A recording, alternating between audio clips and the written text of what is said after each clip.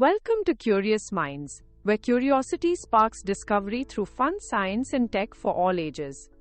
I'm your host Indira, and I'm so glad you're here. Today I want to chat with you about something close to many of our hearts, which is parenting, and specifically about how technology has changed the way we raise kids over the years. Before we jump in, a quick note.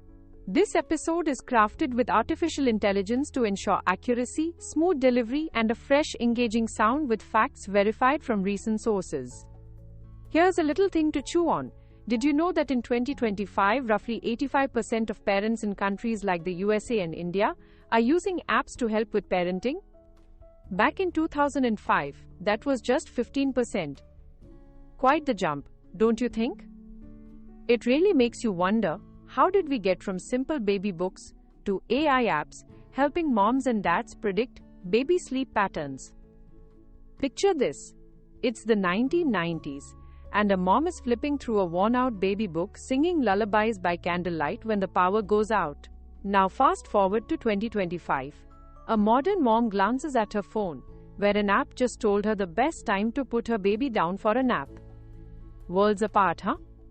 Yet the heart of parenting, the gentle nurturing of curiosity and connection, remains just as strong. But, and this is a big but, tech isn't all smooth sailing. We're juggling new worries, digital overload, kids glued to screens, and uneven access to tools, especially for ages between 5 and 18 years old. So let's take a little journey back in time and around the world. We'll look at the Western trio, the USA, UK, and Germany, and then pop over to Eastern powerhouses like Japan, India, China, and South Korea. These top economies each show a unique way tech fits into family life. Starting with 1975 to 1985, imagine parents mostly relying on books and their communities. In the USA and UK, cassette tapes played lullabies to soothe babies through long nights. Over in Germany, parents encouraged babies to explore the world with simple toys.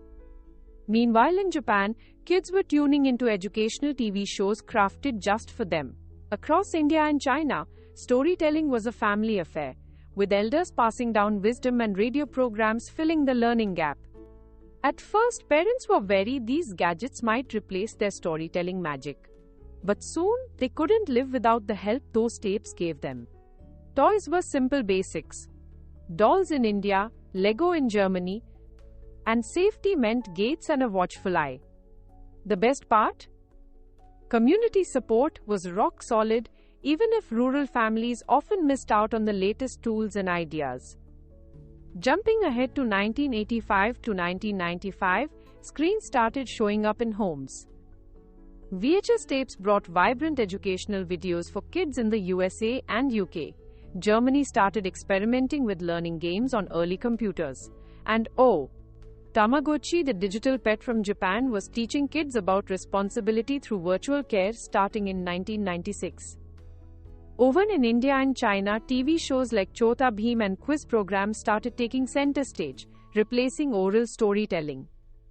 Sure, parents fretted about TV addiction, but these screens became beloved tools for teaching colors, numbers, and for family fun.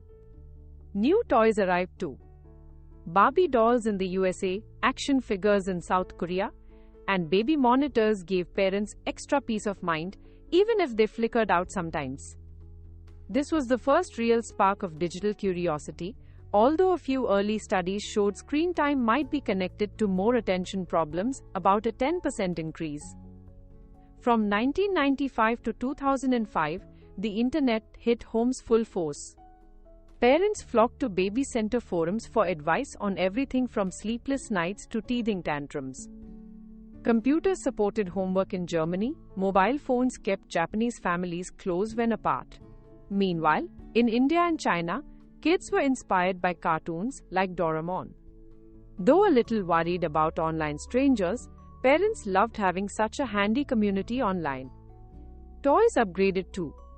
Japan had Game Boys, and the USA loved Beanie Babies. Educational CDs made learning interactive, and video monitors eased night worries. But equal access was still a struggle. about 30% fewer families in rural India had internet compared to urban areas. The real game changer between 2005 and 2015?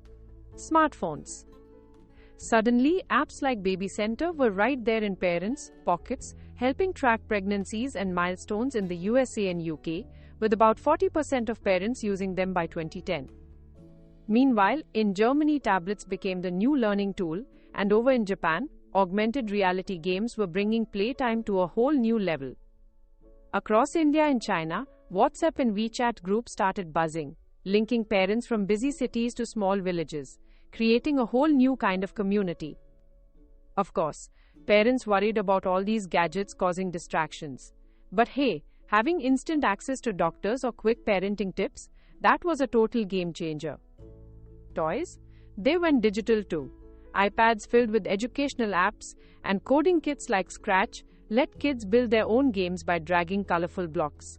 And GPS trackers popped up, giving kids a little more freedom, while parents could still keep an eye out. It was a decade that showed just how tech could empower parenting. New research even named a thing technoference, when parents' phone use interrupts family time, linked to 20% more child anxiety. From 2015 to 2025, AI and wearables took over. Kids learning languages on Duolingo, tracking health on Fitbits in the USA and UK, where significant portion of them have adopted these technologies.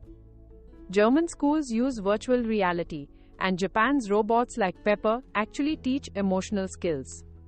With India's Vedantu tutoring over 10 million children online, and China's WeChat parenting groups keeping families tight, AI's personalized help is everywhere. Of course, worries persist, especially around data privacy, but tech empowers parents and kids with endless possibilities. Toys fuse real and digital now. Pokemon Go, Lego AR, and coding robots inspire creative play. Safety apps like Life 360 keep parents reassured. Looking beyond 2025, experts foresee AI companions as virtual nannies, brain-computer interfaces offering personalized lessons, and exoskeletons giving kids supercharged playtime. India is building affordable AI to help close learning gaps, while Japan and China lead innovations in creativity and mobility tech. But here's something important to remember. Technology is the newest family member. It needs love and limits to help us thrive. Left unchecked, it can pull families apart. Ethical questions and AI bias remind us to be thoughtful users. So what's the big takeaway? From cassette lullabies to AI tutors, tech has reshaped family life and learning in amazing ways. Education, health, and equity keep pushing progress, while privacy, screen addiction, and access gaps challenge us. Now I want you to think about your family's journey. How do you balance tech with playtime? What's surprising? What's difficult?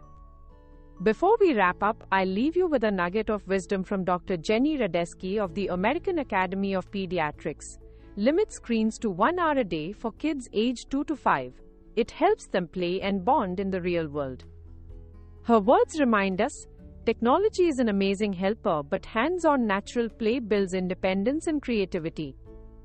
Thanks a million for hanging out with me on this wonderful journey. I'm Indira, and this was Curious Minds.